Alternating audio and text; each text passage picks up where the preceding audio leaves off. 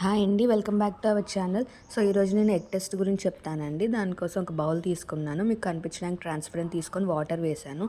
So, మనం eggs market నుంచి తెచ్చుకోగానే ఇలా ఒక్కొక్కటి డ్రాప్ చేసుకోవాలి. సో, ఎగ్ కనుక కిందకు ఉంటే కనుక అది 1 to 5 days ఎగ్ అని, అది ఫ్రెష్ ఎగ్ చక్కగా హ్యాపీగా తినొచ్చు. కొంచెం పైకి ఉంటే కనుక అది 2 weeks or 3 weeks ఎగ్ అని అర్థం అండి.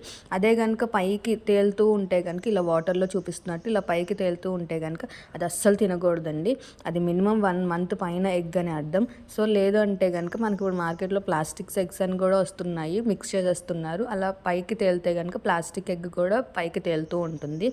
సో, పైకి తేలే ఎగ్ కనుక కన్జ్యూమ్ చేస్తే హెల్త్ కూడా మనకు పాడవుతుంది. పిల్లలకు కూడా మనం ఎగ్స్ బాయిల్ చేసి ఇచ్చేస్తాం కదా. సో, తప్పకుండా ఇలా వాటర్లో టెస్ట్ చేసుకొని మాత్రమే తినండి. సో, ఈ వీడియో కనుక నచ్చితే కనుక ప్లీజ్ లైక్ చేయండి. అండ్ చాలా ఇంపార్టెంట్ కదా, మీ ఫ్యామిలీ మెంబర్స్కి, ఫ్రెండ్స్కి కూడా షేర్ చేయండి. Thank you for watching. Bye.